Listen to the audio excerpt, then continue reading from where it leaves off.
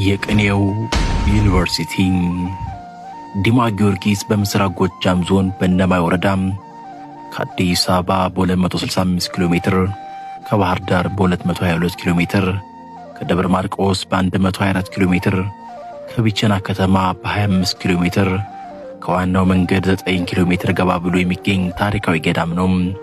ዲማ ጊዮርጊስ በመጀመሪያ ደብረ ደማህ ተብሎ ይጠራ እንደነበርና ትርጓሜውም ራስ ወይም ጭንቅላት ማለት ነው ይላሉ የገዳሙ አባቶችና የአካባቢው ነዋሪዎች።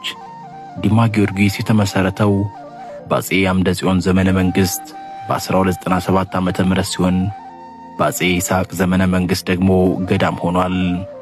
ዲማ ጊዮርጊስ ረጅም ዘመናትን ያስቆጠሩ ከነገስታት ከመኳንንትና ከምዕመናን በስጦታ የተበረከቱ ውድና ታሪካዊ ቅርሶች ባለቤት ሲሆን በርካታ ሊቃውንትን ያፈራ አንጋፋ የቅኔ ትምህርት ቤትም አለው።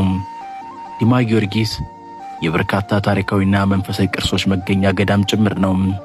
የአፄ ዮሐንስ አራተኛ ወርቅ ዘውድ፣ የወርቅ መስቀል፣ የአፄ ይስሐቅ የወርቅ ጫማ፣ የእባብ ቅርጽ ያለው የወርቅ ዘንግ፣ በስዕል ያጌጠ 4 ወንጌልና ገድለ ጊዮርጊስ፣ የንጉሥ ተክለ ሃይማኖት ጦር፣ የራስ መኮንን ካባና ሌሎች ምስጢራዊ ቅርሶች በገዳሙ ይገኛሉ። ዲማ ጊዮርጊስ ገዳም በኢትዮጵያውያን በስፋት ዕውቅናን ያገኘበት ሌላኛው ሀብቱ የቅኔ ትምህርት ቤቱ ነው። ገዳሙ የቅኔ ትምህርት ለመከታተል ከተለያዩ ሀገራችን ክፍሎች የሚመጡ ተማሪዎችን በብዛት የሚያስተናግድ ሲሆን ከወንዶች በተጨማሪ ለሴቶች ተማሪዎችም የቅኔ ትምህርት ይሰጣል። በዚህ ምክንያትም ብዙዎቹ ዲማ ጊዮርጊስን የቅኔ ዩኒቨርሲቲ በማለት ይጠሩታል።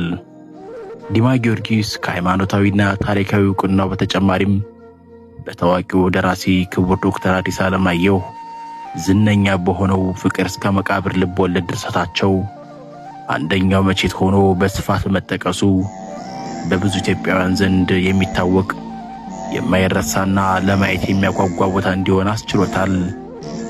ዲማ ቅዱስ ጊዮርጊስ ገዳም በምስራቅ ጎጃም ዞን እነማይ ወረዳ ከሚገኙት ስመጥር የቱሪስት መዳረሻዎች መካከል አንዱ ነው።